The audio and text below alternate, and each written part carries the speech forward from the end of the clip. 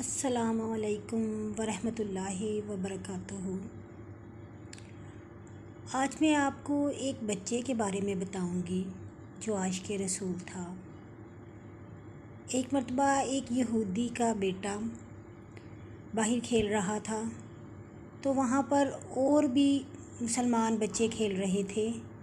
نبی صلی اللہ علیہ وسلم جب نماز پڑھ کر وہاں سے گزرے تو تمام مسلمان بچے بھاگے ہوئے نبی صلی اللہ علیہ وسلم کے پاس آئے۔ آپ صلی اللہ علیہ وسلم نے ان سب بچوں کو پیار کیا۔ وہ بچہ دور سے ان کو دیکھتا رہا۔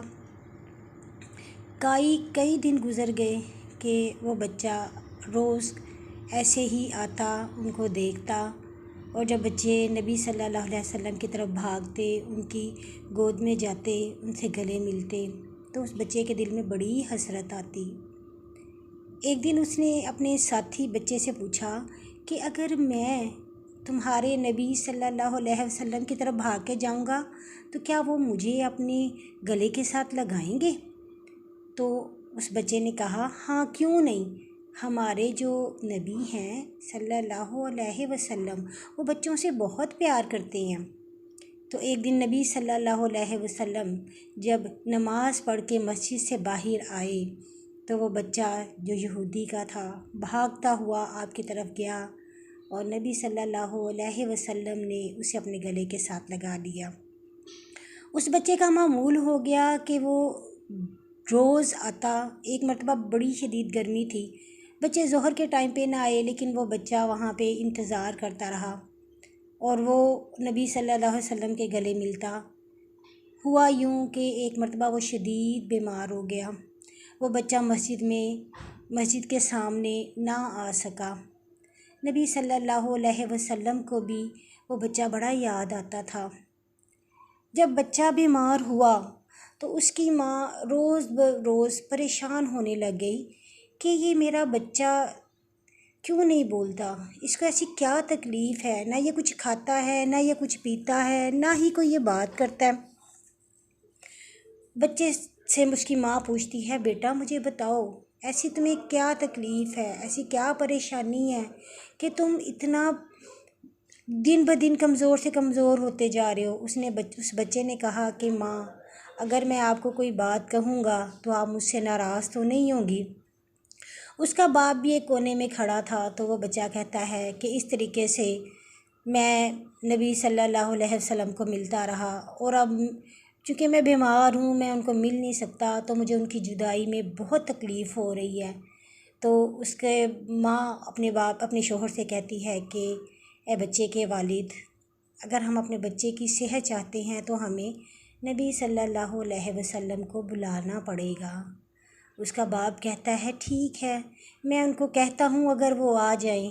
جب وہ جا کے کہتے ہیں تو حضرت محمد صلی اللہ علیہ وسلم اپنے ساتھیوں کے ساتھ ان کے گھر کی طرف آ جاتے ہیں۔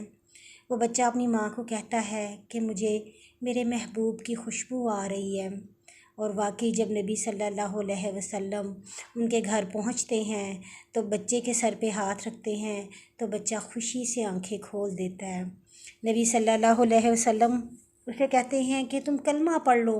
وہ اپنے باپ کی طرف دیکھتا ہے تو باپ اسے کہتا ہے کہ جب تم ان کے عشق میں مبتلا ہو گئے ہو تو پھر ان کا کلمہ بھی پڑھ لو۔